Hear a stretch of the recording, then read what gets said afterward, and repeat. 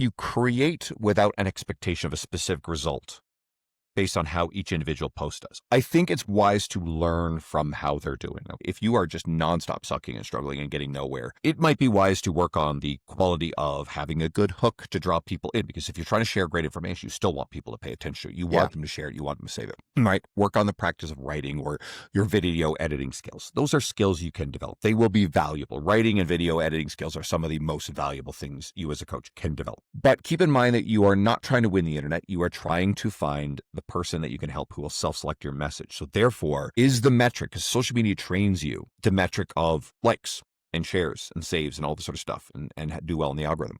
But that's misaligned from what is our goal. Help people. It's not to say that they're completely incongruent, but our goal is oftentimes to get more clients, get more business, and to earn a livelihood. Great. And if you're creating really good information that self-selects to a narrower audience, but that really likes what you're saying, those people will then dive deeper. So I try to treat social media. Listen, a lot of my social media posts are very surface level.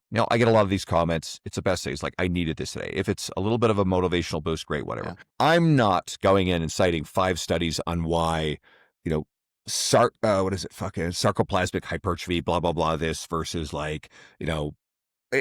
war zone that is the modern hypertrophy space right now. And guess what? There's a lot of status chasing, itch-based malice in that space. It's horrible. And it's really hard to tease out what's credible and what's not.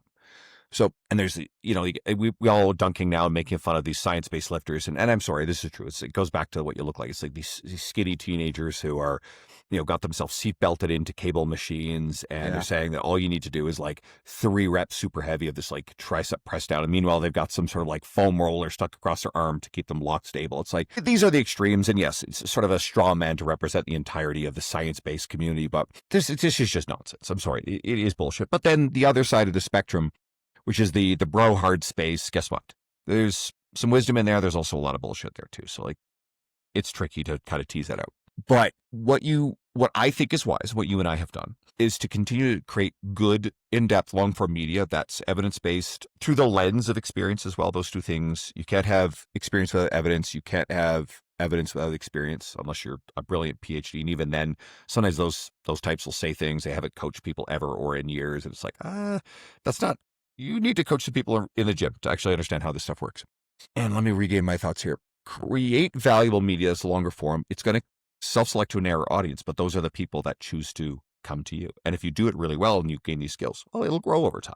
And in both of our cases, that led to invitations and opportunities with larger platforms. Again, T-Nation being just one of them, right? And there's also an element of timing there. It's hard to recreate because now with the writing space, we're going to see a lot more AI-based stuff. We're going to see SEO search-based stuff. A lot of these websites are not functioning the way they used to. So there's less opportunity to become an authority via the OG platforms. And a lot of these younger people, a lot of people in general, are consuming social media for their evidence-based training nutrition content. So what do? Well, maybe you take what you would have written in an article or a YouTube video, and you condense it down into a series of slides, and you condense it down into, a well put together video or a set of video carousels. And yes, that's a fair bit of potential time. You will get better at it, but it's also how you can merge that between helping a broader audience and sharing better quality info.